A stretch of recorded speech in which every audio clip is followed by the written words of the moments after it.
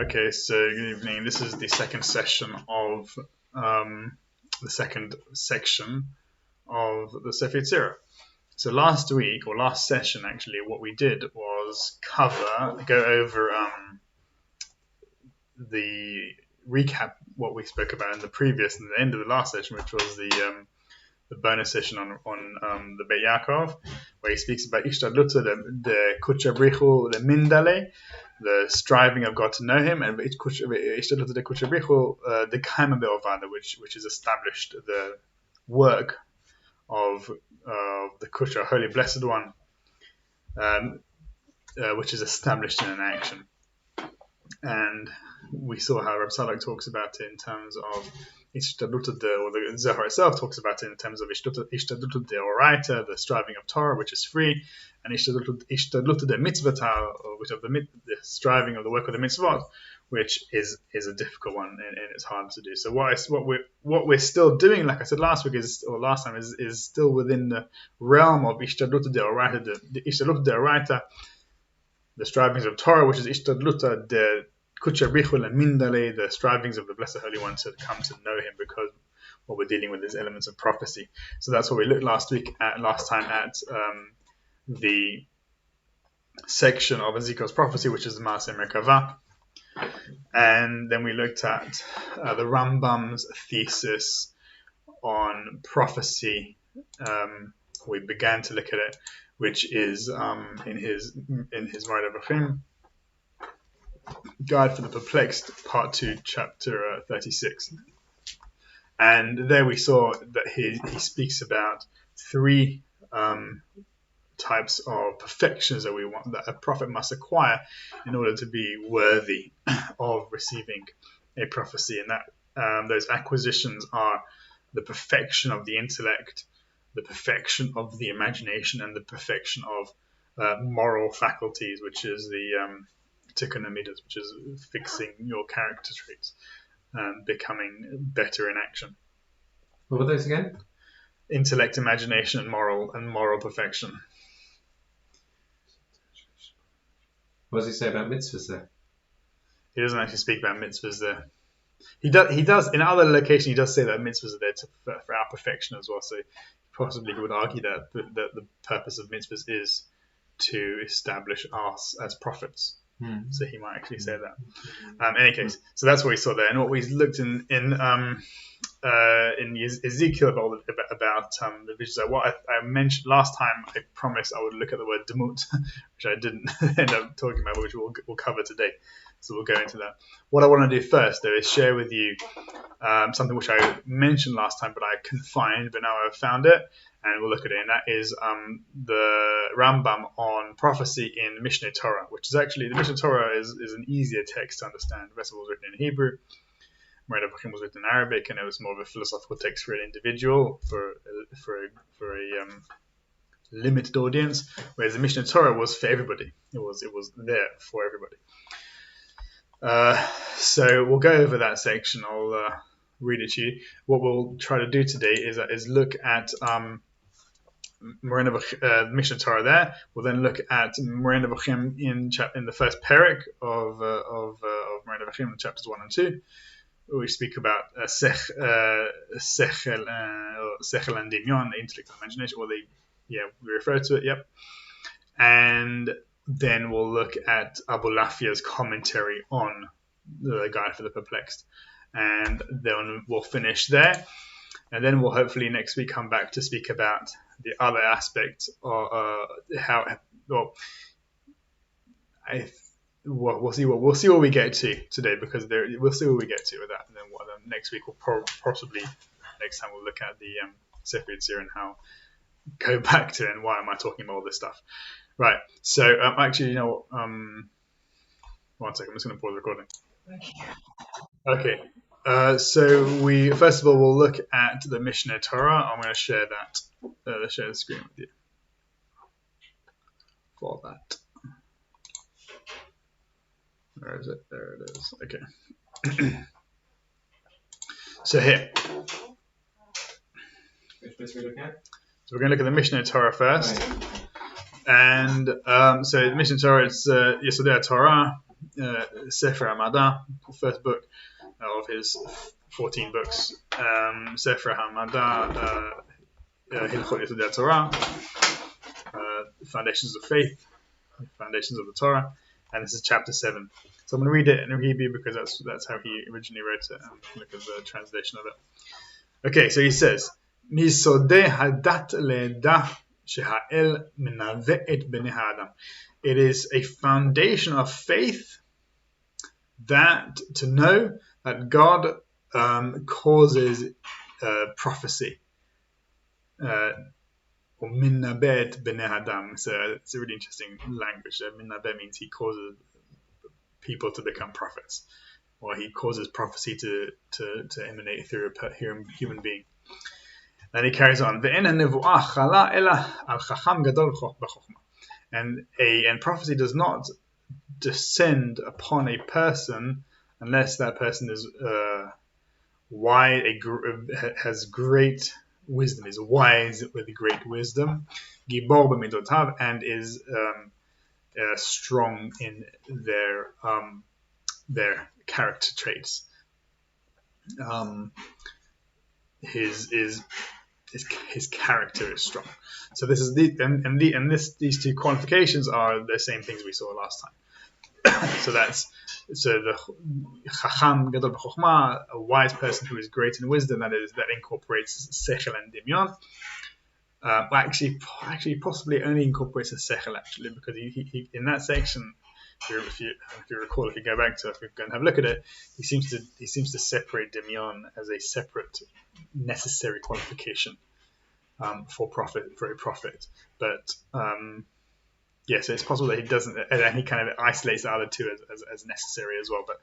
But he makes a separation, a seeming separation between those three anyway. So it's possible that Chacham Gadol B'Chokhmah doesn't include Dimyon, but it might also include Dimyon. Anyway, he says Gibor B'Midotav, which is the moral faculty, the perfection of moral faculty, or Gibor is a warrior, a strong person in this mighty in his midot. And his explanation, and what it means to be gibor b'midotav, that your inclination does not overpower you regarding anything in this world. Rather, through his da'at, through his awareness, through his intellect, through his awareness, through his da'at. Again, remember what we've seen with da'at in this whole section here. So we're going to see da'at again. So through his da'at, he is able to overcome his inclination continuously. Tamid. V'hu ba'al de'ah rechava nechona ad me'od. Again, we see the word da'at again, de'ah. And he is a person of expansive awareness, expansive knowledge, correct, exceedingly correct. Words, wide knowledge, expansive knowledge. Hebrew. De'a rechava. Yeah. V'hu ba'al de'a rechava nechona ad me'od. He is a person of expansive awareness. The what are the translation they have here? Possessed of mind ready. What is the translation there? I don't know. Wide open mind. Broad-minded, it says, settled to the highest degree. That's the translation. Yeah, but I don't know whose translation it is actually. It's probably, actually, I don't know whose translation it is. Simon Glaze, it looks like 1927. Okay. Adam shehu. Okay. Continue. Adam shehu memula b'chol hamidot ha'elu shalem begufo. A person who is filled with all these, I guess, good principle, good faculties. He is perfect, complete in his body. So I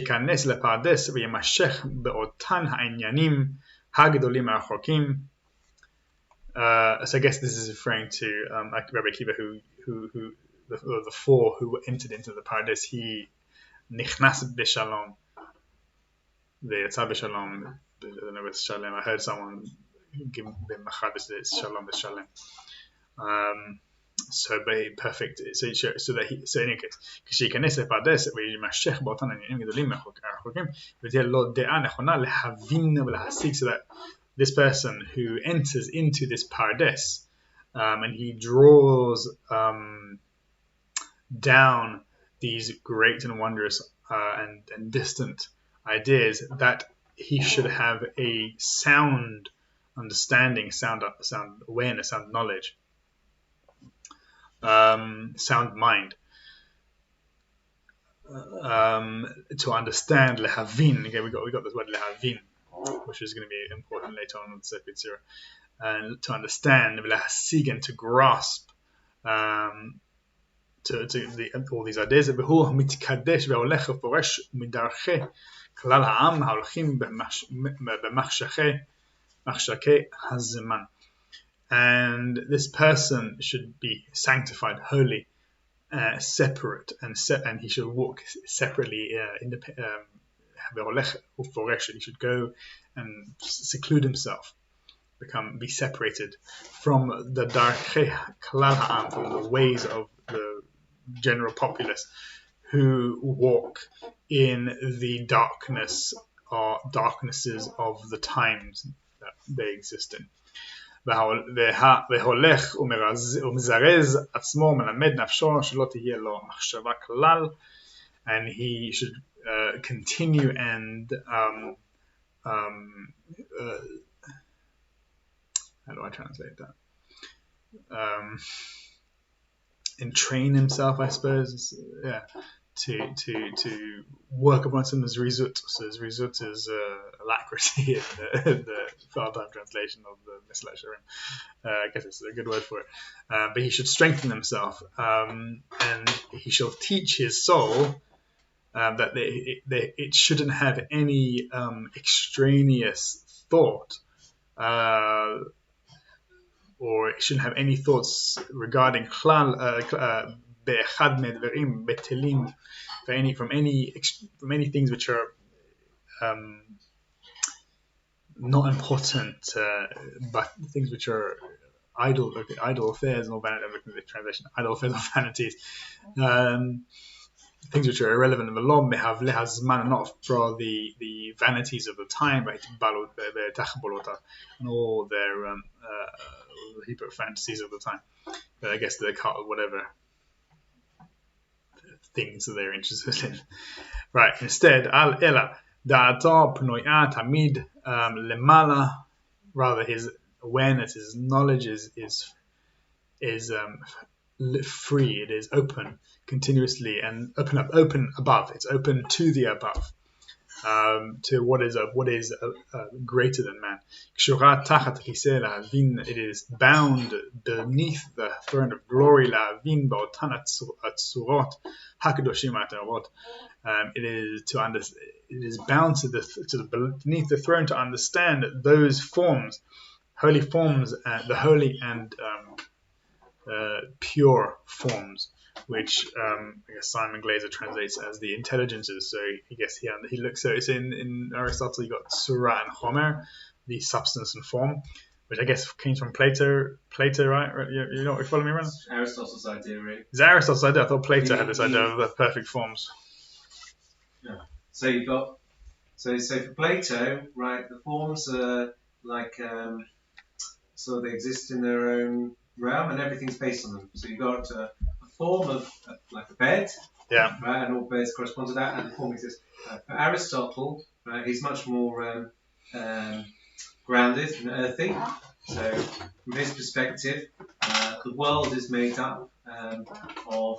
So you've got matter, like material, like substance, the clay. Yeah. And then the form is what you make into it. So things are a combination of material and form. Right. But it's not as though form is something existing up there in the ether. Form is just whatever you make of something down here. It's more like a human imposition. Yeah. So you're saying that the form is the substance is more primary to the form. Yeah. But it doesn't seem like that's how it's being used, translated within either in a Rambam or in Abulafia, we see later. Quite possibly, but remember when the Arab philosophers and Rambam referred to Aristotle, it often meant it actually referred Neo-Aristotelian. to the it was basically Neoplatonic kind of things. Oh, was it? Okay. So the famous theology of Aristotle, Yeah. which all the Arab philosophers quoted, was actually a précis of Plotinus, the Neoplatonic. Oh, really? Okay, I didn't know that. So it's quite. You have to take really Rambam on its own terms. Right, fine. In a way. Fine. So it seems to be that these surah, at least how Simon Glaser 1927 understood them, that he refers to them as the angelic intelligences who govern the different spheres which we spoke about at the beginning. So those are the forms, exactly. He says the forms of the angelic things. He translates surat as pure intelligences. This is much more like the Neoplatonic. Platonic, yeah, exactly. Neoplatonic. Neoplatonic, fine. Yeah, very Neoplatonic. Yeah, and it also seems to like because the Abulafia, I guess the Rambam also does say that they refers to the surah as more true than the Chomer, because the surah, the Chomer can matter can become any form. Matter can be made into any form, whereas the form is the form. Can't change. Okay, fine. So that's that. So his mind is bound to beneath the throne, and he tries to in order to understand the metaphysics, what Rambam refers to as metaphysics, if we are referring to the intelligences. And he gazes upon the wisdom of the Holy Blessed One, all of it, or the entire wisdom of the Holy Blessed One, Mitzurah Shona, from the first original form ad Tabur Ha'aretz, until the belly button of the earth. V'yodea mehen godlo, and he understands from the works of nature God's greatness, which goes right back to, I think it's maybe one of the first 3 chapters of this Hilchot Yesodei Torah, where he says that contemplation on God's works inevitably brings one to love and fear of God. So I believe that's what he kind of seems to be referring to. But this prophet is continually gazing upon these the forms of the work of creation, Maaseh Bereshit, I suppose, and from that he comes to know. Again, we have this word da'at again. He comes to know God's greatness from God's creation. And then it says, Mi'ad Ruach HaKodesh Shorah Alav. Immediately the Holy Spirit descends upon him. Now we saw this idea of immediately, or we haven't seen actually, but it's in the Sefer Yetzirah, this idea of immediately, in the last Mishneh of the Sefer Yetzirah. In fact, shall I share it with you? No, maybe I shall share it with you. I'm going to stop screen sharing and I'm going to share with you another thing. So, right at the end of the Sefer Yetzirah, the last Mishnah, Kishaba Abraham Avinu Alav Shalom, when Abraham, our father, came, peace be upon him, came, Hebit Vera'ah, he looked and he saw, Vehevin, he understood, Vechakar, and he investigated, Vechakak, and he engraved, Vechatzav, and he carved, Ve'alta Be'ado, and he was successful, Ve'alta Be'ado Abira, and creation he was successful in creation, as it says, and the souls which they made in Haran, Miyad Nigla, and then here we have Miyad Nigla Alav Adon HaKol, immediately the master of all appeared to him. Barak Shema, may his name be blessed. So we see this exact, this very, very similar language as we see in the Rambam. Now I don't know if the Rambam saw that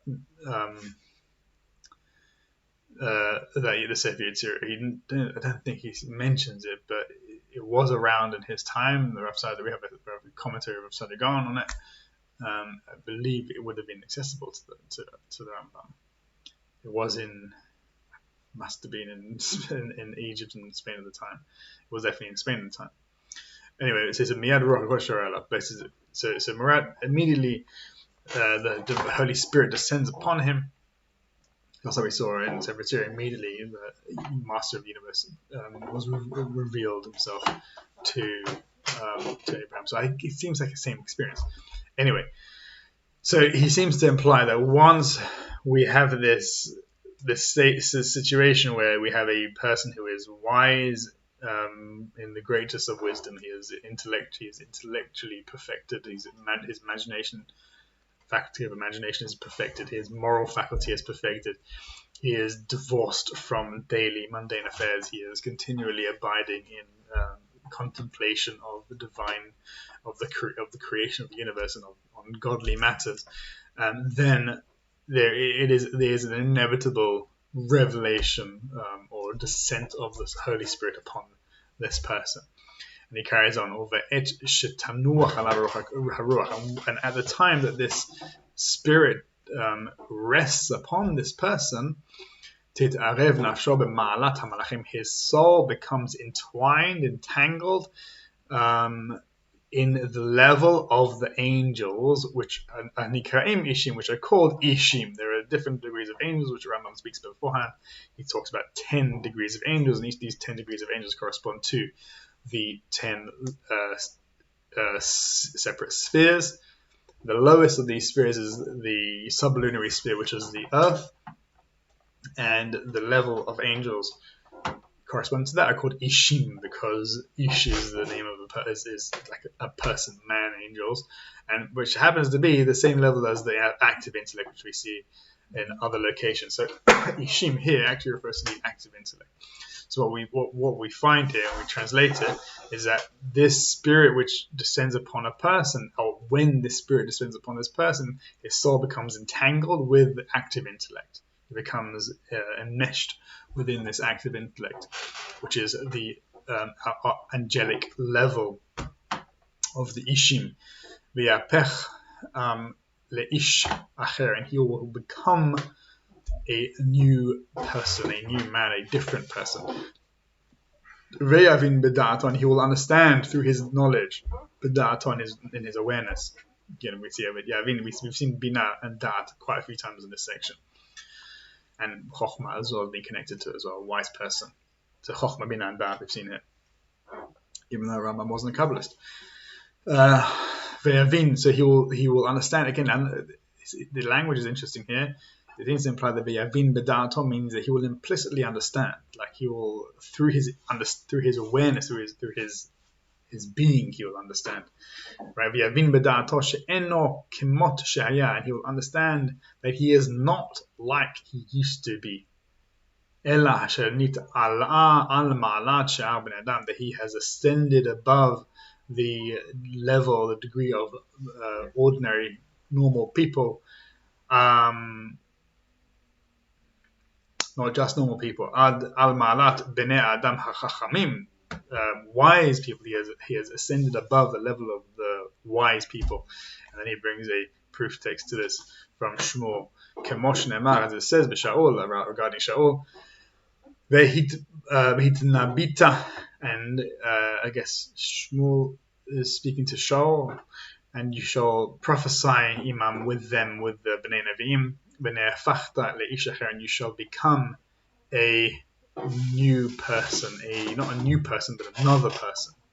And this is what we saw last time with in Sefer Yechezkel, when I mentioned, I think Eric Kaplan's comment on this, that the prophecy is in the third person at some point. It kind of turns into the third person. It begins with I was amongst the exiles, and then it actually I've got it here, I can just show it to you.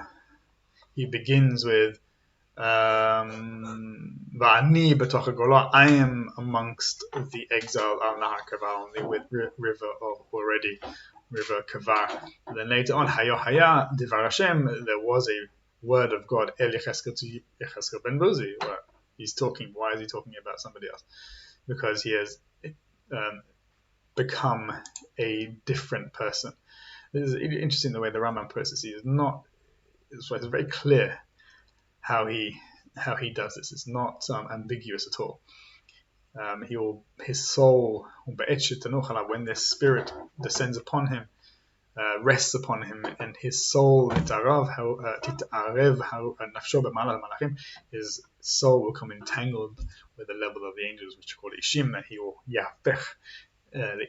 will become a different person. He will realize that he is not the same as what he used to be. This is, I think, a really important text here. So we see here what happens when a prophet reaches the level of Ruach HaKodesh. Now, this Ruach HaKodesh we're going to see soon when we start looking at the text of the Sefer Yetzirah. But it tells you, again, we've seen also this is referring to Maaseh Merkavah. So the prophetic vision of Yechezkel is referred to the Maaseh Merkavah. Maaseh Merkavah is a place of becoming something else. No one can see me at my face and live, and that's why he becomes no one. He becomes as nothing, different person. So he's looking at himself in the third person. He ceases to exist as himself, and that is Maaseh Merkavah. But we saw again, even in the Rambam here, that it begins with a contemplation on Maaseh Bereshit. But this is the minor. This is the result of this perfection of the intellect and the imagination, and of our moral faculties. But now what I want to do next is to look at what is the meaning of intellect and imagination, and then how we can start to work with that. So what I want to do is I want to move to, now we can pick up the Guide for the Perplexed, and we'll look at the first chapter of the Guide for the Perplexed, and then after that we'll look at the Abulafia's commentary on the text. So this is the first chapter of the whole of Moreh Nevuchim, right? Part 1, chapter 1. It begins with a pasuk, a quote, "Open ye the gates, that the righteous nation which keepeth the truth may enter in." And the Hebrew, that would be, one sec. Pitchu sharim v'yavo goy tzadik shomer monim. Open the gates so that this righteous nation, the protectors of truth, may enter. Some of the opinion that Tselem is the shape. This is not the right. Open yes. the gates. Yeah. Oh, right, yeah. Okay. So he begins the Guide for the Perplexed like this. Some have been of opinion that by the Hebrew word tselem, the shape and figure of a thing is to be understood. This explanation led men to believe that in the corporeality of the divine being. For they thought that the words, "Let us make man in our tselem, in our image," implied that God had the form of a human being, i.e., that he had figure and shape, and that consequently he was corporeal. They adhered faithfully to this view and thought that if they were to relinquish it, they would eo ipso reject the truth of the Bible. And further, if they did not conceive God as having a body possessed of face and limbs similar to their own in appearance, they would have to deny even the existence of God. The sole difference which they admitted was that he excelled in greatness and splendor, and that his substance was not flesh and blood. Thus far went their conception of the greatness of the glory of God. The incorporeality of the divine being and his unity in the true sense of the word, for there is no real unity without incorporeality, will be fully proved in the course of the present treatise. Now, this is like the central foundation of Rambam's whole theology, that God is non-corporeal and cannot be conceived as such at all. He carries on. In this chapter, it is our sole intention to, and that's why I guess the next part of the treatise says in brackets part 2, chapter 3, chapter 1. So the second part it deals with that. In this chapter, it is our sole intention to explain the meaning of the words tselem and demut, which is normally translated as likeness and form and likeness. I hold, the Rambam says, that the Hebrew equivalent of form in the ordinary acceptation of the word, viz. the figure and shape of a thing, is to'ar. Thus we find, and Joseph was beautiful in Torah. His form was beautiful, and beautiful in appearance. What form Torah is he of? In Samuel, as the form of the children of the king in Judges. It is also applied to form produced by human labor, as he marketh its form with a line, and he marketh its form with a compass in Isaiah. This term is not at all applicable to God. So the word Torah is never used in relation to God. That's what the Rambam says. The term Tzelem, on the other hand, signifies the specific form, that which constitutes the essence of a thing, whereby the thing is what it is. The reality of a thing insofar as it is that particular being. Whereas a Tzelem refers to the essential quality of that thing, whatever that thing is. In man, the form is that constituent which gives him human perception. And on account of this intellectual perception, the term Tzelem is employed in the sentences, in the Tzelem of God he created him, in the image of God he created him in Genesis. It is therefore rightly said, thou despisest their Tzelem, you hate their form. The contempt can only concern the soul. So God obviously doesn't hate the bodies of these people, it's referring to in the Psalm. The specific form of man, not the properties and shape of his body, right? So which is the soul. I'm also of the. Is it? First to say that exactly. The form of man is the soul. That's interesting. I'm also of the opinion that the reason why this term is used for idols may be found in the circumstances that they are worshipped on account of some idea represented by them, not on account of their figure and shape. Right, which is interesting also. It's so when the point is when they worship like the sun or the moon or a block of wood or whatever, is that the point is they think it's not actually how they look particularly. It's they think they're living like powers, souls. Oh yeah, okay, that makes sense. Yeah. Yeah, that makes sense. Yeah. In a way that, of course, for Aristotle and Rambam, like stars are living beings, aren't they? Yeah, well, that's the whole point of the intelligence, isn't it? They have intelligence. Yeah, like that. But he's saying, yes, they are worshipped basically on account of that, but obviously wrongly. Right. That's true. Okay, fine, that's true. So the stars are worshipped on account of, so the sun and the moon are worshipped on account of the intelligence within them. And that is the form that is depicted, that is the form that is being worshipped. That is the meaning of the use of the word Tzelem in regards to these things. Okay. For the same reason that the term is used in the expression the forms of your emerods in Book of Shmuel, Book of Samuel, for the chief object was the removal of the injury caused. This is referring to the Philistines. For the chief object was the removal of the injury caused by the emerods, not a change in their shape.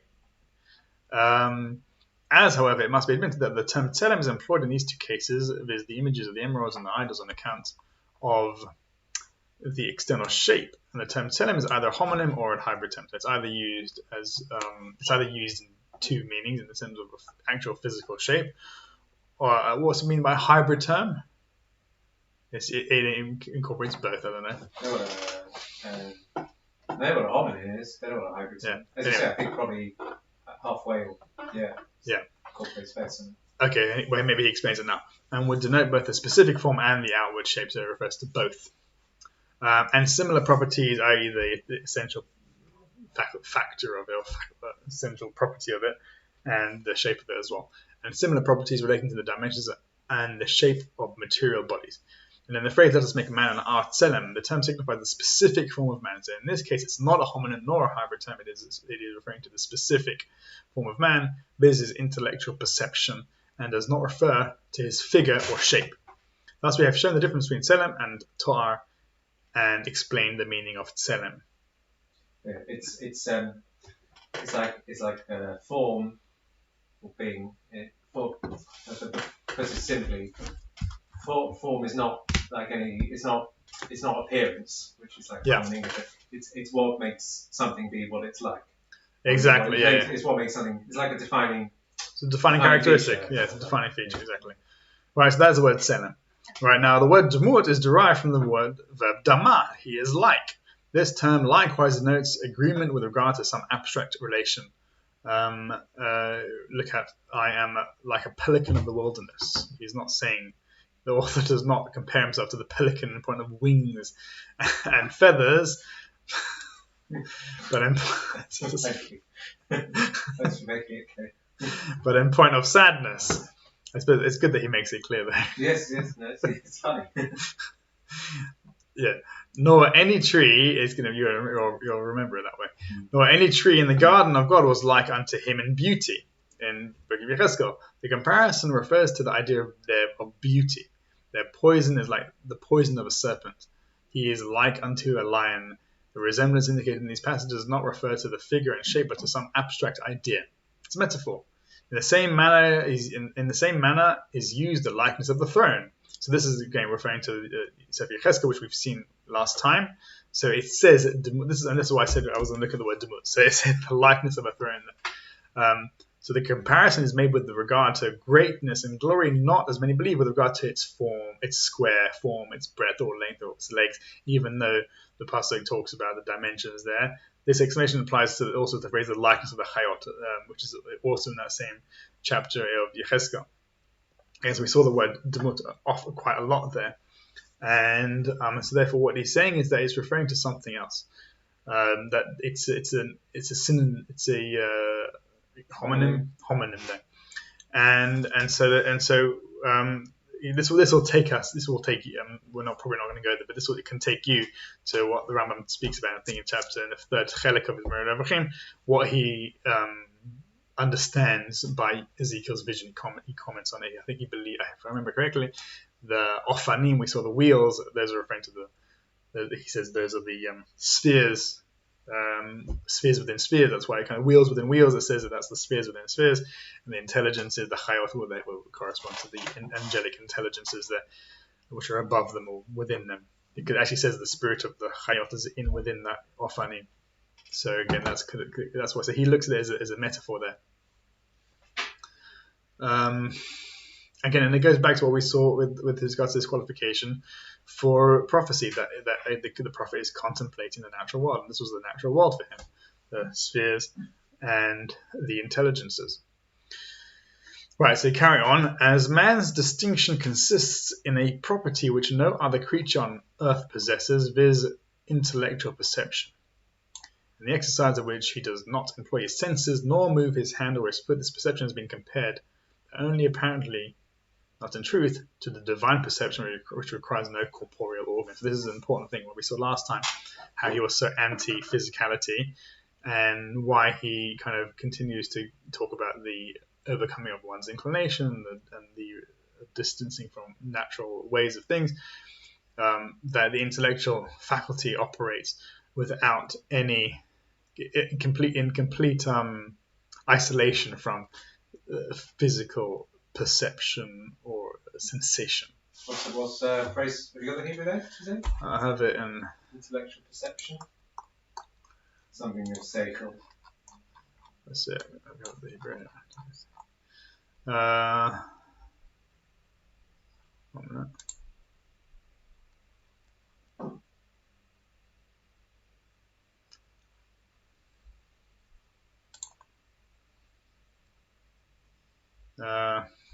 From divine intellect.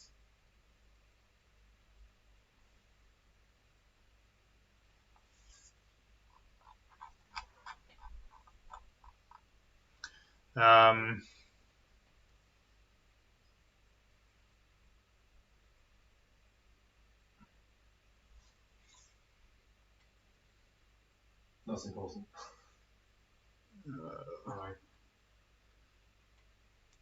זה דימה אותו בהשגה הלוהה, אשר אינו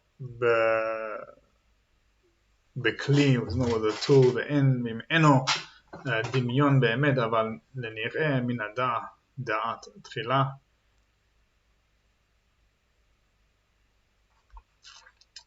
The Rambam in Hebrew is very difficult to understand.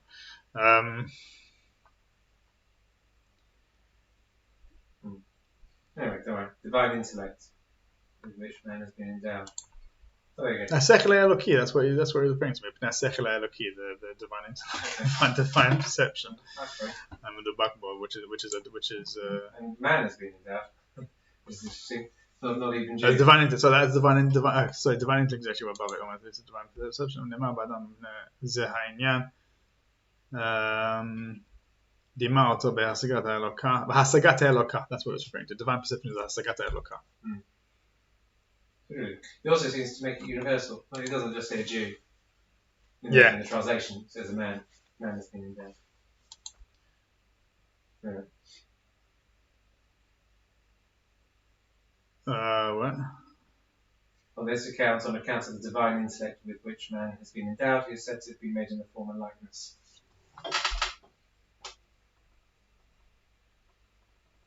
Doesn't actually say that in Hebrew.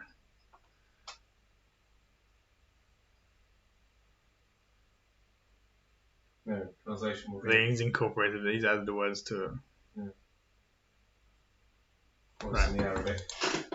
Exactly, it's in the Arabic. So in the exercise of which does not so God doesn't require a limb, any organs to have any kind of perception. On this account, i.e. on account of the divine intellect with which man has been endowed, he is said to have been made in the form and likeness of the Almighty. But far from it be the notion that the Supreme Being is corporeal, having a material form. So you already see that essence that only apparently not in truth. That man is being compared to God. The image it is a relative comparison, not an absolute equation with it. In any case, but that is the meaning of man was created in divine image, that he has the capacity for intellectual understanding. Now, chapter 2. Some years ago, a learned man asked me a question of great importance. I don't know who that person is. The problem and the solution which we gave in our reply, or Rambam, I gave my reply, deserve the closest attention. Before, however, entering upon this problem and its solution, I must premise that every Hebrew knows that the term Elohim is a homonym and denotes God, angels, judges, and the rulers of countries, and that Onkelos, the proselyte, explained it in a true and correct manner by taking Elohim in the sentence, and you shall be like Elohim, in the last mentioned meaning, i.e. as rulers of countries, and rendering the sentence, and ye shall be like princes. Having pointed out the homonymity of the term Elohim, we return to the question under consideration. It would, at first sight, said the objector, appear from Scripture that man was originally intended to be perfectly equal to the rest of the animal creation, which is not endowed with intellect, reason, or power of distinguishing between good and evil, but that Adam's disobedience to the command of God procured him that great perfection which is the peculiarity of man, viz. The power of distinguishing between good and evil, the noblest of all the faculties of our nature, the essential characteristic of the human race. It thus appears strange that the punishment for rebelliousness should be but the means of elevating man to a pinnacle of perfection to which he had not attained previously. This is equivalent to the saying that a certain man was rebellious and extremely wicked, wherefore his nature was changed for the better, and he was made to shine as a star in the heavens. So on account of his wickedness he became great, which doesn't make any sense. Such was the purport and subject of the question, though not in the exact words of the inquirer. Now, mark our reply, which was as follows. You appear to have studied the matter superficially, and nevertheless you imagine that you can understand a book which has been the guide of past and present generations when you for a moment withdraw from your lusts and appetites and glance over its contents as if you were reading a historical work or some poetical composition. Quite a admonition, that one. Collect your thoughts and examine the matter carefully, for it is not to be understood as you at first sight think, but as you will find after due deliberation. Namely, the intellect which was granted to man as the highest endowment was bestowed upon him before his disobedience. With reference to this gift, the Bible states that man was created in the form and likeness of God, just like we saw in the previous chapter. On account of this gift of intellect, man was addressed by God and received his commandments. As it is said, the Lord God commanded Adam. For no commandments are given to the brute creation or to those who are devoid of understanding. Through the intellect, man distinguishes between the true and the false. This faculty Adam possessed perfectly and completely. The right and the wrong are terms employed in the science of apparent truths, in brackets, morals, not in that of necessary truths. As e.g., it is not correct to say, in reference to the proposition, the heavens are spherical, it is good, or to declare the assertion that the earth is flat to be bad. So here, whoever believes that in the Middle Ages they believed that the earth was flat, it is in the Rambam here. That the earth is flat is, well, we don't say it's bad, but we say of the one, it is true. I.e., the spherical is true, of the other, it is false, that it is not flat. Similarly, our language expresses the idea of true and false by the terms emet and sheker, truth and false, and of the morally right and the morally wrong by tov and ra.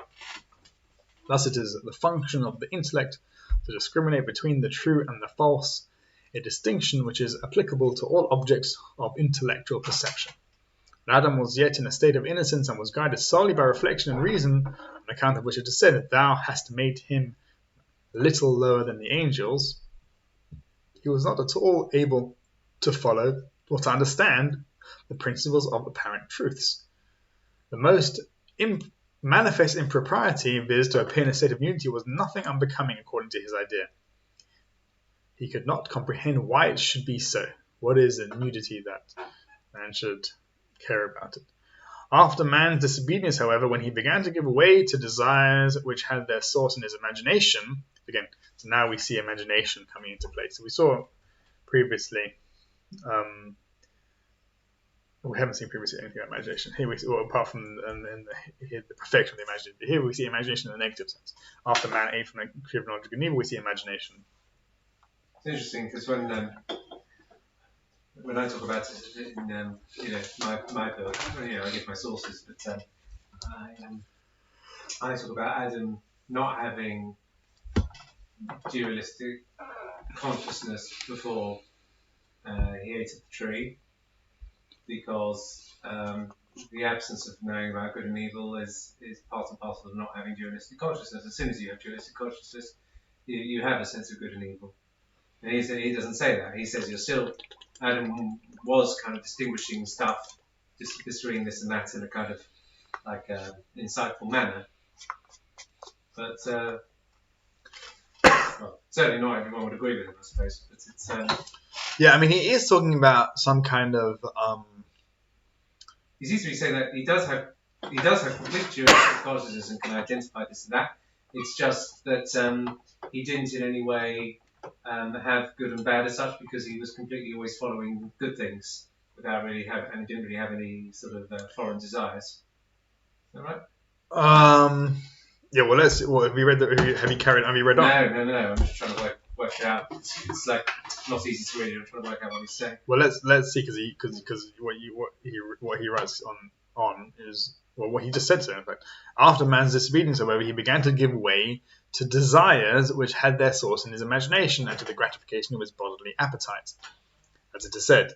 And the wife saw that the tree was good for food and delightful for the eyes. And he was punished by the loss of part of that intellectual faculty which he had previously possessed. So he lost, when he ate from the tree of knowledge of good and evil, he actually lost part of his intellectual faculty. What he says so. More part than he lose. I don't think it's what part, but just part of it. Like he lost some kind of perfection of his intellectual faculty, I suppose. Oh, I see. No, but you're right. There is a sense of the lack of, I think it's the Pshischa Rebbe of Simcha Bunam, who speaks about this particular case of Adam and Eve eating from the tree of knowledge of good and evil, and he said that before they ate from the tree of knowledge of good and evil, they were in continuous contemplation of God's unity. And afterwards, there was a duality. They began to see a duality where there was a possibility that there was something separate from God.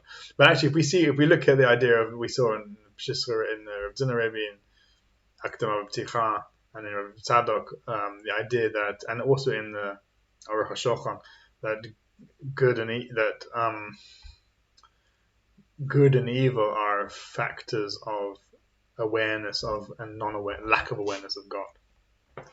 Where awareness of God is good and lack of awareness of God is evil. Which kind of explains why idolatry would be evil, because that is a lack of awareness of God. And idolatry is the word evil is used in relation to idolatry in places. So even though it is a matter of true and false, right? I think he's talking about this like if you're seeing in the library or in the university, just kind of having a discussion about things. You can have this abstract or just divorced from feeling intellectual understanding and awareness, which is not connected to passions or anything like that. Yeah. Thank you.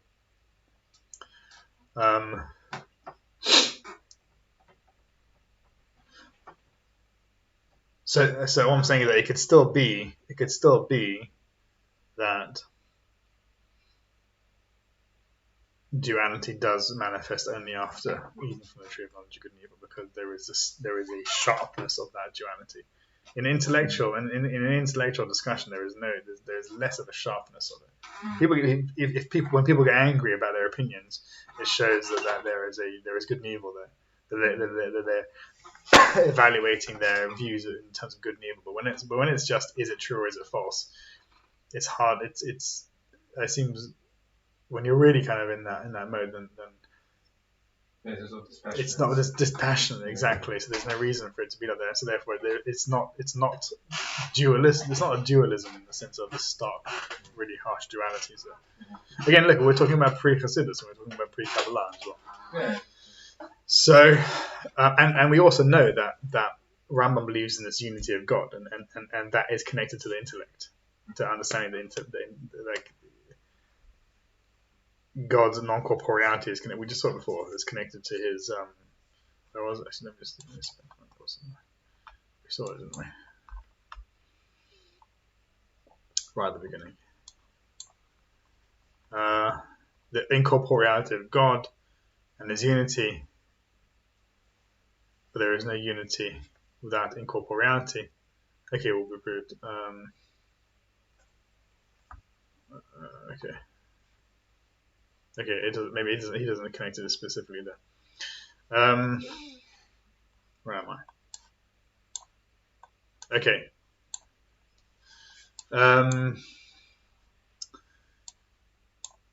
So carry on. So he was punished with the loss of part of that faculty of intellectual faculty which he had previously possessed. He therefore transgressed a command with which he had been charged on the score of his reason. And having obtained a knowledge of the apparent truth, he was wholly absorbed in the study of what is proper and what is improper.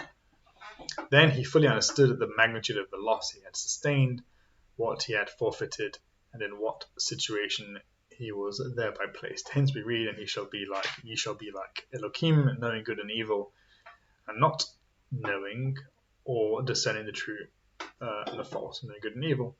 While in necessary truth we can only apply the words true and false, not good and evil. Okay, further, observe the passage, and the eyes of both of you opened, and they knew. And the eyes of both were opened, and they knew they were naked. It is not said, and the eyes of both were opened, and they saw. Right? For what the man had seen previously, what he saw after, his circumstances was precisely the same. They were both. There had been no blindness which was now removed, but he received a new faculty whereby he found things wrong which previously he had not regarded as wrong. So he saw that they were naked before and after, but he didn't know the meaning of it.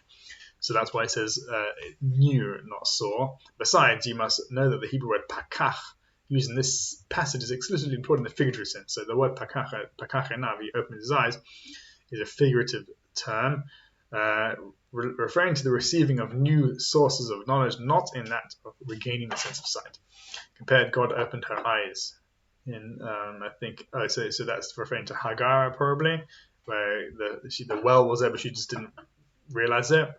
Then shall the eyes of the blind be opened, and Isaiah open is he heareth not. So which means that he's ignoring rather than his ears were already open. What does it mean open it? He's not paying attention. Similar in sense to the verse which have eyes to see and see not. When, however, Scripture says of Adam, he changed his face, and thou sentest him forth, it must be understood in the following way. On account of the change of his original aim, he was sent away. For panim, the Hebrew word equivalent of face, is derived from the verb pana. He turned and signifies also aim, because man generally turns his face toward the thing he desires. In accordance with this interpretation, our text suggests that Adam, as he altered his intention and directed his thoughts to the acquisition of what he was forbidden, he was banished from paradise. This was his punishment. It was measure for measure. At first, he had the privilege of tasting pleasure and happiness and of enjoying repose and security, but as his appetites grew stronger and he followed his desires and impulses, as we have already stated above, and partook of the food he was forbidden to taste, he was deprived of everything and was doomed to subsist on the meanest kind of food, such as he had never tasted before, and this even only after exertion and labour. As it is said, thorns and thistles shall grow before thee, by the sweat of thy brow, etc. And in explanation of this, the text continues, and the Lord God drove him from the garden of Eden to till the ground whence he was taken. He was now, with respect to food and many other requirements, brought to the level of the lower animals. Thou shalt eat the grass of the field, regarding the other animals. Reflecting on his condition, the psalmist says, Adam, unable to dwell in dignity, was brought to the level of the dumb beast. May the Almighty be praised, whose design and wisdom cannot be fathomed. So that whole section was kind of just talking about what is the meaning of intellect. The ability to distinguish. The reason why I brought it is to understand that when we look at the word intellect, it is the faculty which is able to distinguish between true and false. Right, and we already saw what the imagination was with regard to memory and the ability to depict what was there. Okay, now I want to look at the final thing, and then this is all kind of preliminary to kind of a greater understanding of what the Sefer Sirah is talking about, how we can use these in meditation. So I'll share with you now. One of the interesting things I always find when I read Erasmus that the pasuk which is you've become like God, knowing good and evil. That's one of the most interesting ones. Yeah. You're more like God. It's portrayed as a bad thing, but it's very interesting. Yeah, I mean, it seems to me. I think the Rambam says it elsewhere, but I think Rambam says wherever you see the word nature, I can't remember, but actually now I can't remember. But we do know the word Elohim is the gematria of Hateva, which means nature.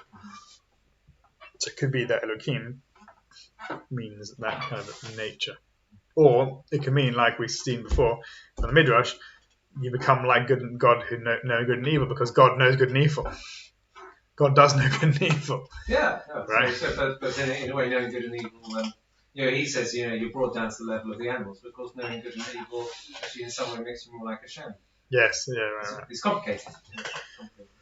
Yeah, true. Okay. Yeah. Let's move on to Abulafia. So this is Chaya Nefesh, and this is the first section of Chaya Nefesh. I've not started from the beginning.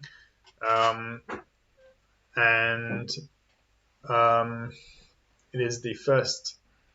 It is a commentary, the first of his three commentaries on the Moreh Nebuchim. And this one, he comments on Sechel and Dimyon. I'm not going to start from the beginning of this paragraph. I'm going to start a little bit further down. But da, and no, ki shem tselem hu mufla. I can't see properly. So make it look bigger. Right, okay, now I can see. But like shem tselem hu.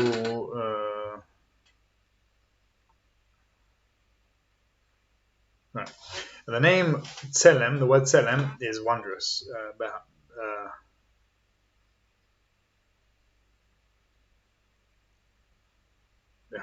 does that mean? I have to look it up. V'chen Shem, what it's referring to. V'chen Shem, but also the word Demut. V'zeh ki hasagot ha'enoshiyot shalosh hem. This is because the acquisitions, the ways of perception, the faculties of perception are threefold in people, in man. These are hergesh, dimyon, v'sechel. Hergesh means feeling, really, but actually I think here he means all sensorial perception. Dimyon is imagination, v'sechel is intellect. And so now he starts defining the chibur hamorgash hu chibur ish v'ishto. The sensory, the hergesh, the feeling faculty, or the feeling connection, what's not connection, it's construction. What's the word I'm looking for, Roland?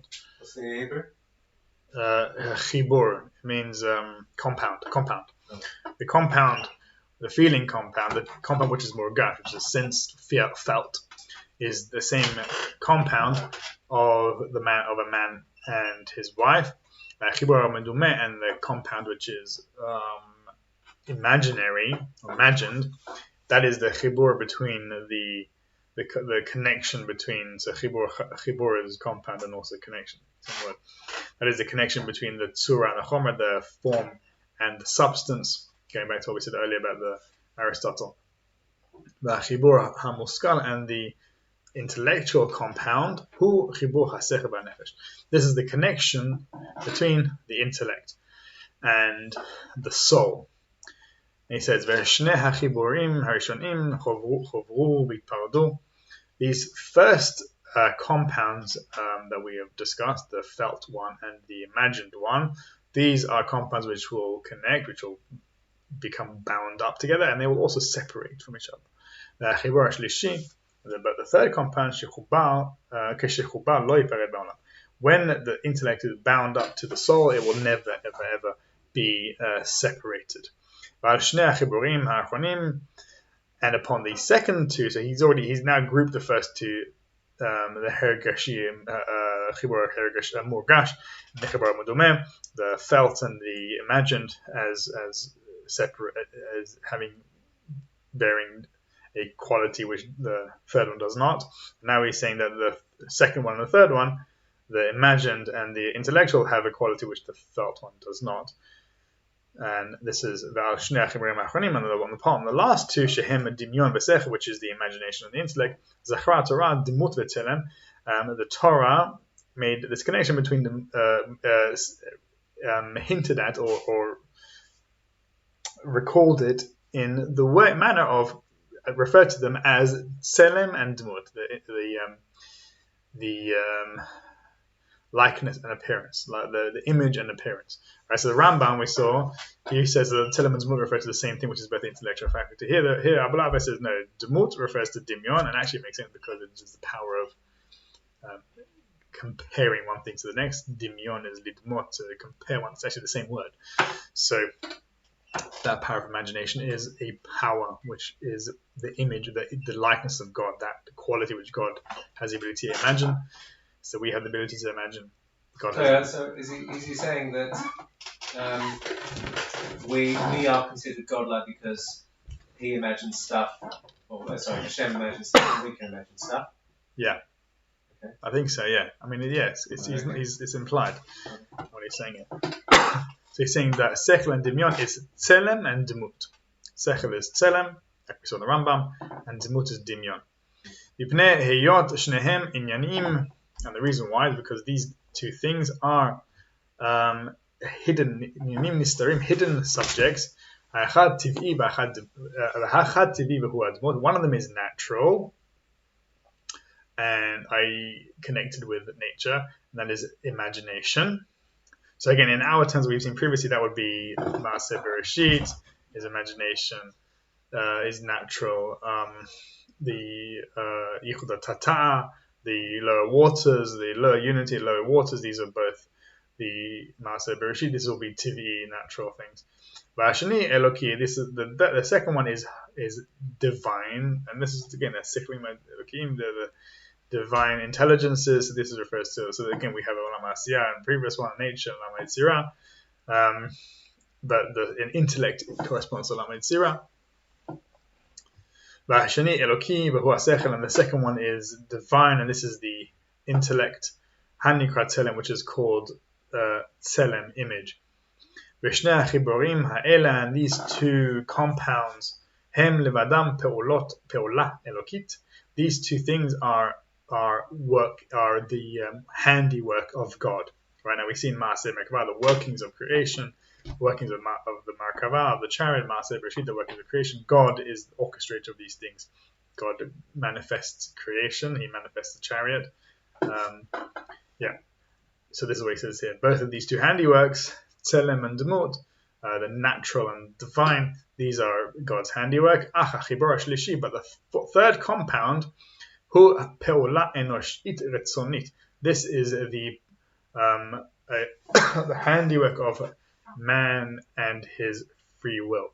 And what does that mean? It means that mankind freely chose to eat from the tree of knowledge of good and evil, and thereby came to the third connection, which was between man and his wife. So we see in the Sefer Bahir and also Kabbalah, other places, that, and he also refers to it just above, which I didn't mention, that the eating from the tree of knowledge of good and evil was connected to sexual impropriety or that kind of thing. Again, that's why we see knowledge in the sense of Adam Yadad Chava, Adam knew Eve, which is an intimacy.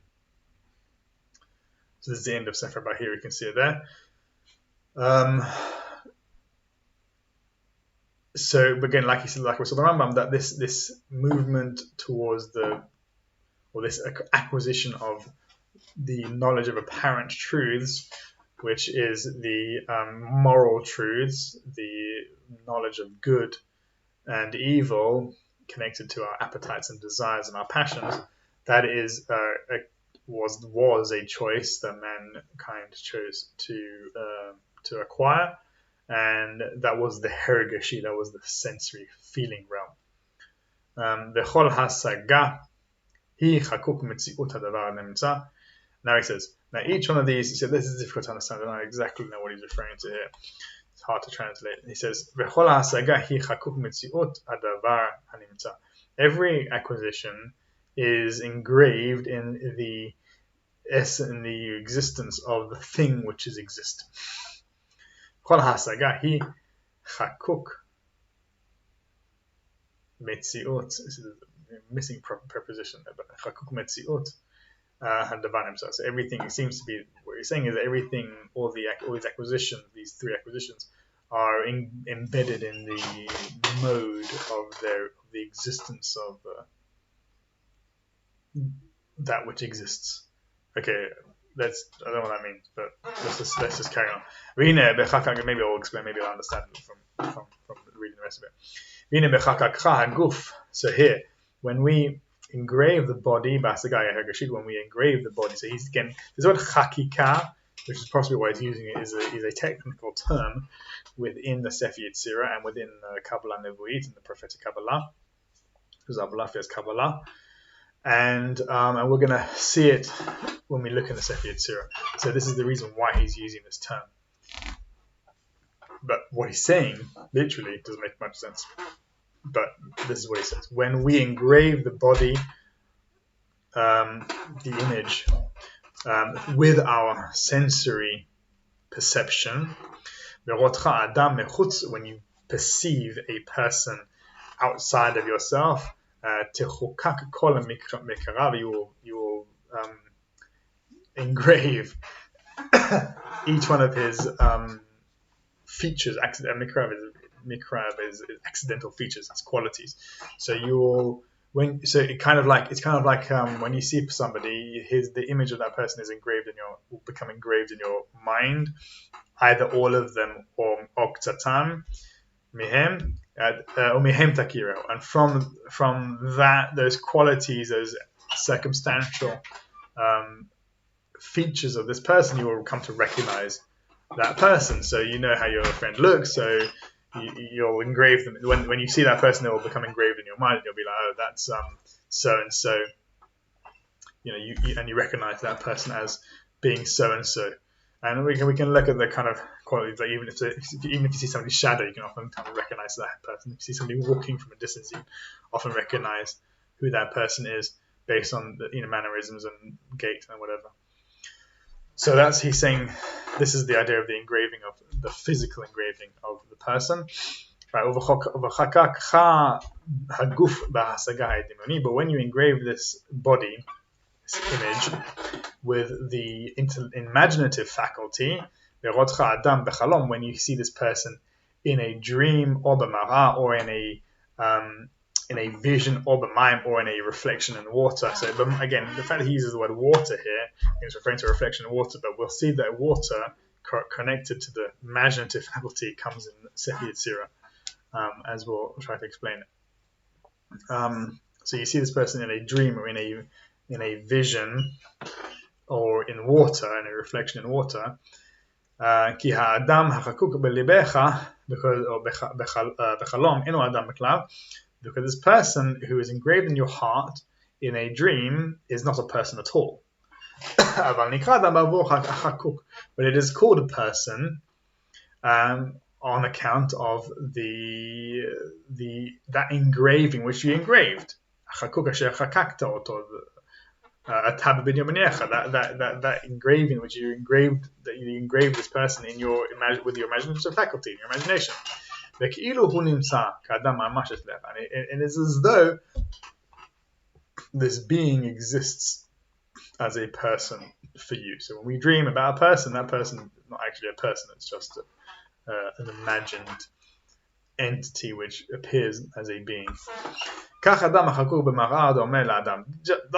like this, the person which is engraved in I'm not sure if marah here means a mirror or in a vision. It could be mirror.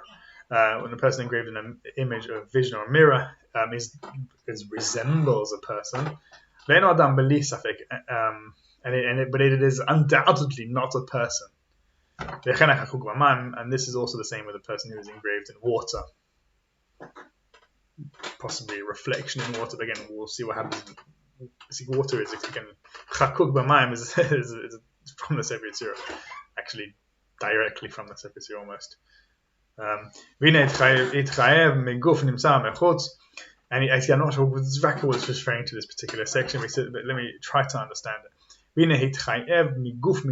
So, and here it is become liable, or it is become essential. The external body seems to be essential. The melo aval enohu, right? See, I don't understand what he's saying here, but it seems to me that what he's saying is that the external body of the actual, when you imagine somebody to exist in your dream or whatever, in order for that image to exist, you have to have a reference point outside of the body, which looks like that. So your imagination looks like that person, but it's not actually that person. When he exists within your imagination. So yeah, the language is a bit confused here. I'm not sure what exactly he's referring to, but it seems to be that's what he's saying. The external being, appearance of the person is required for your dream to occur, but it's actually not the same thing. So just like as I said, it's in different context, that the vision that when we are no longer in the presence of a person, but we are thinking about that person, or we are, even annoyed by that person, or whatever it might be, having a feeling or interaction with that person in our imagination, that is nothing to do with the other person. It's completely your own possession. It belongs to you, exists within you. In fact, that person it's not even that person anymore. It's a part of you which exists, which has attached itself to the image of this person, and therefore you believe that whatever these interactions you're having with this imaginary figure is actually this interaction with a real person, but it's not. That person is not even there, not real. Okay, again, we can talk. That can be something we can talk about another time. So let me carry on.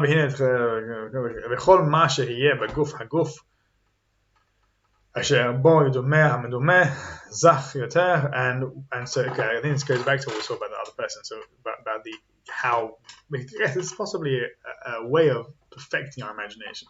And whatever is within the body of the body, or within the body, asher bo yudumeh hamedumeh zach yoter, and the which when you imagine the person, so if you want to perfect your imagination, you look at an object, whatever it might be, and you look at every single aspect of it, its shape, its form, its color, its the way the light shines and reflects upon it, all the different factual features of it, right? And then you can close your eyes and you can imagine all those different parts of it. So whatever is in this body, gufa guf,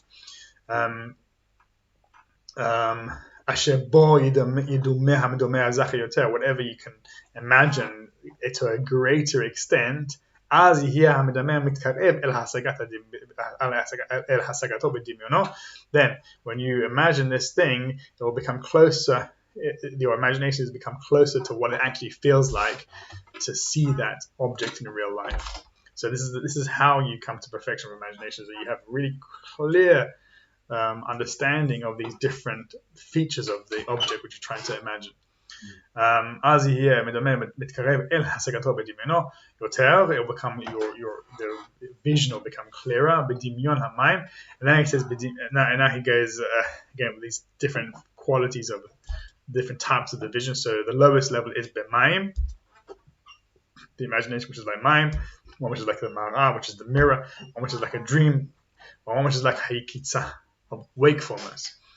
These different levels of seeing a being, something which is like seeing a reflection in water, something which is like seeing a reflection in the mirror, something which is like seeing an image in your dream, and something which is like seeing something in real life, in wakefulness.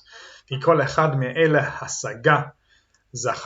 each one of these things we just mentioned, water, mirror, dream, waking, wakefulness, each one of these things is more clear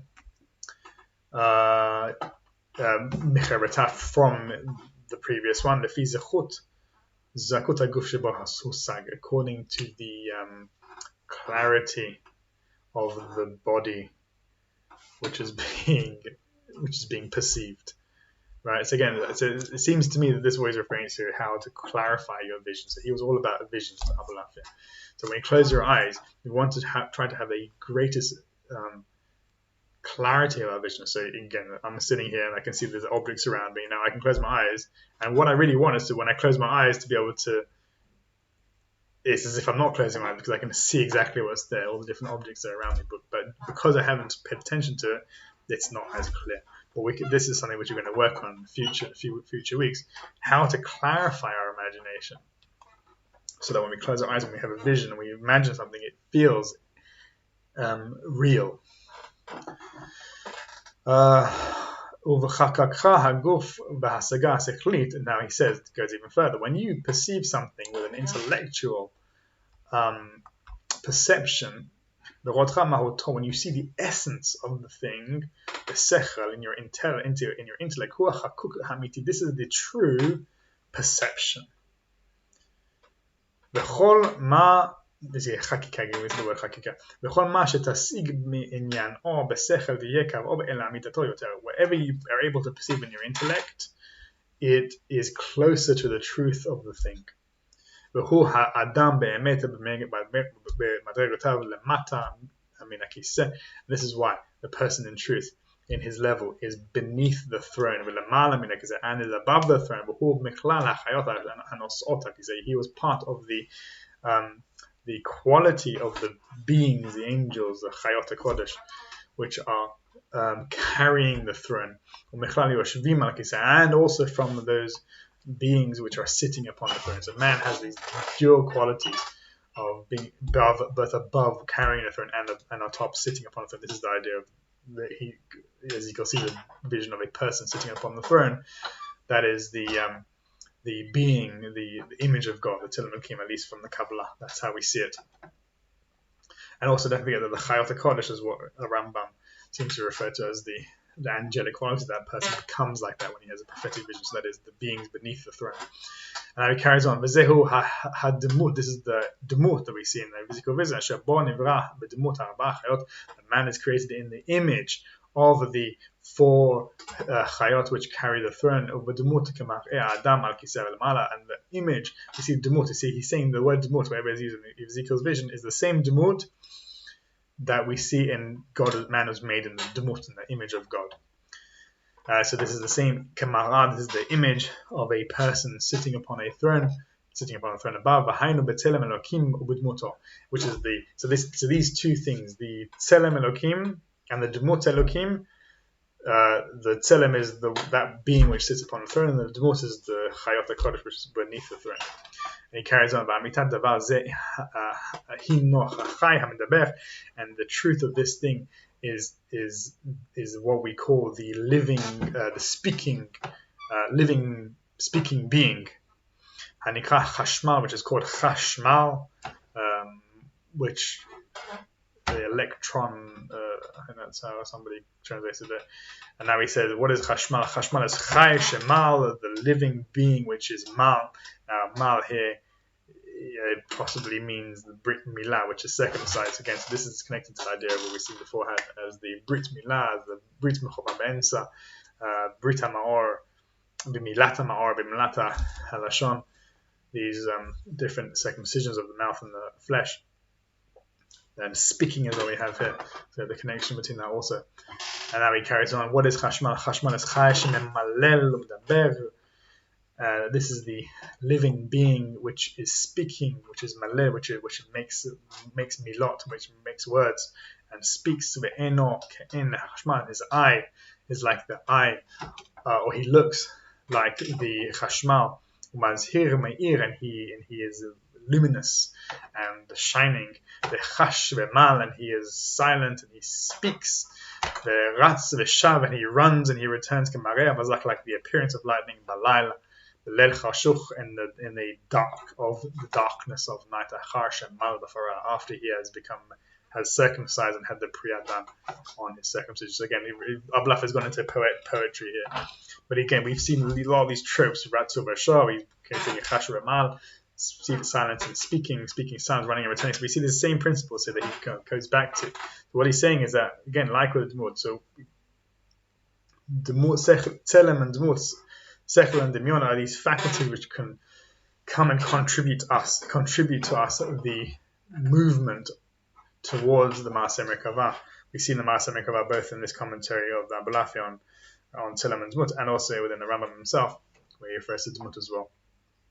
So we see how the Maaseh Merkavah comes in these places. Let me just carry on with this, and we'll finish with this text. And he says, now he talks about the Brit Milah, and he talks about the different elements of it. Just like a person, the mystery of a person is revealed from the mystery of the Brit Milah, the circumcision, and the secret of Orla. Now this Orla is the sheath, the covering of the circumcision. Now again, this Orla connects also with the Klipot, which we'll see in Ari, and that connects directly to the what's it called, the Ezekiel's vision, and we'll see how that comes. We don't have time for this week. We'll look at it next week, and it also connects with the Hergesh, the element of the Hergesh, and with these moral faculties within the Rambam. So he says, Ki im mal velo para, because within the mitzvah of Brit Milah, there is the Milah, which is the circumcision, and there is the Priyah, which is the second necessary, which is that revelation of the Atara. I'm not going to go into the explicit terms, but there is 2 separate actions that are required for a kosher Brit Milah. One of them is the cutting, the other one is the removal of the skin, or the separation of the skin. So he says, Ki'im mal velo para, if there was this first part with not the second part, it is as though he hasn't had a circumcision at all, even though the skin has been cut off. Or arel v'atum, and he is still considered uncircumcised, and atum is covered up. The sod milah krita, and the mystery of milah is krita, is cutting. The sod orla kisui, and the sod, the mystery of orla, is covering the sod priyah gilui, and the mystery of priyah, which is that second aspect of the Brit Milah that is required, is Giloi, revelation. V'hamila, again, don't forget, there's all ideas that creativity is obviously the circumcision of the tongue and the mouth, the tongue and the flesh, is all about a revelation of creativity, about speaking, about coming into this creative element. And Milah obviously means word as well. V'hamila kolet inyan zeh, and the Milah and the circumcision includes all these different ideas. Bedam nishbach amena, and blood pours from it. Ve'vat hanolad gloya, and the nudity of the new creation is revealed, or Va'azeh nechlak shituf shem adam leshlosha chalakim, and this is the reason why the homonymity of the name of man is separated into three different parts: Leshem Hamim, Leshem Hahamom, Leshem Hamiyuchad, which is that's why the word man, Adam, refers to the species. It refers to the Hamon, which means the plural. So man means mankind. It means man as in multitude of people, and it means an individual. Leshem Hamiyuchad, an individual person. Just like is mentioned in Perek Yud, which is likely referring to Perek Yud in the Rambam. And now he carries on.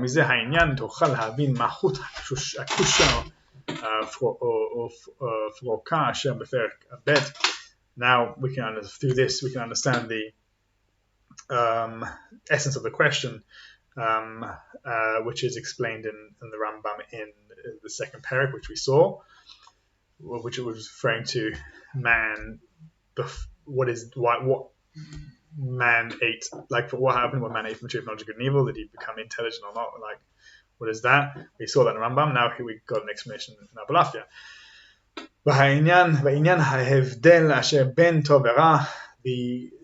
And the reason, or the meaning behind the difference between good and evil, which are come forth through the Etz Hadat, tree of knowledge of good and evil, which are understood and are revealed, the revealed truths. And the difference between truth and falsehood, which comes from the interaction between the two trees. These two trees are Etz Chaim and Etz Hadat, the tree of knowledge of good and evil. That is the where good and evil, truth and falsehood manifest. Meaning, life, which is truth, and true, and understandable and graspable and intellectual. That is Etz Chaim. V'hamavet, and death, shehem hadeot hashekriyot hamedumot. These are the death is these false beliefs, the lies and the fantasies, the imaginary fantasies, which have no essence whatsoever. ותבין מה ההבדל יש בין עניין המפורסם ובין עניין המושכל. You will understand what is the difference between the fashionable truths, or the popular popular ideas, popular kind of notions, and between intellectual notions of Tadaki, העניין המפורסם כולו נולד מן השכל, which understand that the popular beliefs all emanate from the mind, the active in intellect, not the active intellect, not sechel hapoel, but the action-oriented intellect, and which is bound, which is partnered with the imagination. והמושכל כולו נולד מן השכל העיוני, but the intellectual truth, understanding, emerges from the deep intellectual inquiry. אף על פי שההרגשה והדמיון קדמו לו בזמן, even though feeling and imagination preceded the intellect. I'm just going to see if it's any relevant to me carrying on reading the rest of it.